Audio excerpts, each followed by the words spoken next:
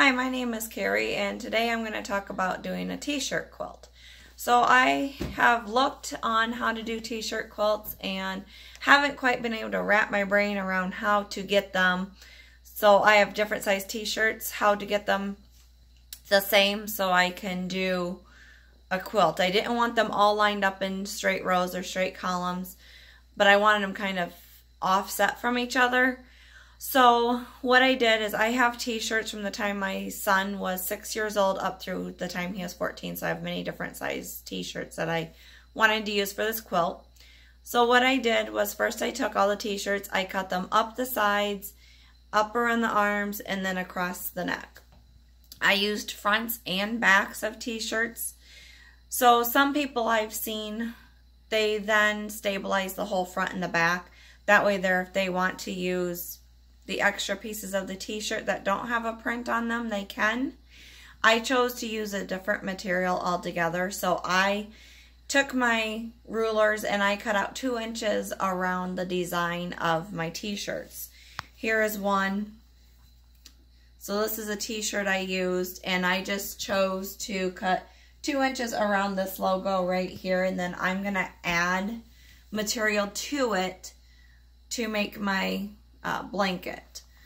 So after talking to a lot of people and trying to figure out how am I going to do this quilt and make them so that they are the same, because I need my squares the same size to make this work, I finally came to the conclusion that you have to use graph paper, and you have to either do rows or columns, and then you're going to sew those together, and that will still give you an offset look, but your rows will be the same. So I did this in a couple of steps. So first I cut out all my t-shirts, I stabilized everything, and then I took a piece of paper and I wrote down what t-shirts were in what row. I'll get a paper show you. So this was the first paper I used. I wrote down every t-shirt that was in my row, and then I wrote down what size my t-shirts were. This way here, if the t-shirts happened to get scattered or they fell off of the pile I had them in, I knew which t-shirt I wanted in which row. After that, I then graphed my rows. So I had 6 rows, so I ended up using 2 pieces of paper. But what the main thing I did was I wanted to make sure that everything ended the same. So I wanted my rows to be the same length. So I graphed all of them out just to kind of see where I needed to lay my t-shirts, about how much extra fabric I would need to sew either to the top of the t-shirt, the bottom of the t-shirt. Some of them I did top and bottom. And then I also sewed rows, little columns in between my t-shirts to give them a little border. So this is the last graph paper I did, and as you can see, it's a little map for me to use.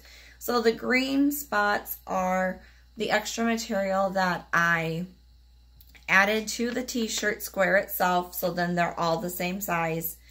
And then the orange ones are the pieces that I did in between, so then my rows are the same size. So after that's all done and you iron everything out, you can then sew your rows or your columns together, and then you have your t-shirt quilt done. So what I am going to show you next is some of the pieces that I have. So this was a t-shirt I used, and then I wanted to sew the extra material to it, so I've sewn that to it. And then this is another one, and this one just has a little bit sewn on the bottom, but then essentially these are going to be about the same size, and I'm going to sew a piece in between to connect them. Okay, pause it.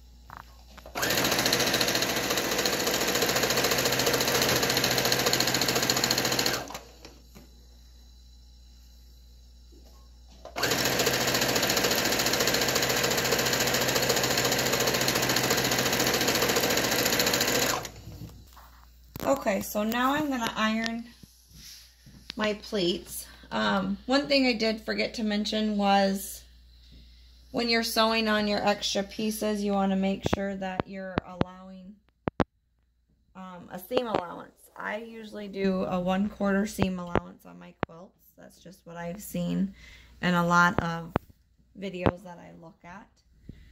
I'm just a beginner quilter, so I don't feel like I'm advanced or experienced at all, but the patterns I've used and the ones I've done, that's just what I've done. Another tip is you can probably best if you pin your stuff when you sew it. I'm too impatient, so I don't like to do that. But then you sometimes don't have an even outcome either. But so this is my 2 pieces sewn together. I've added extra pieces onto them, and then I'm sewing them together to make my row. So over here, I tend to use my living room floor. I have this row up here that I'm going to be finishing. So once I get this row completed, what I'll do is I'll sew my rows together. And this is the part of the blanket that I have already sewn together.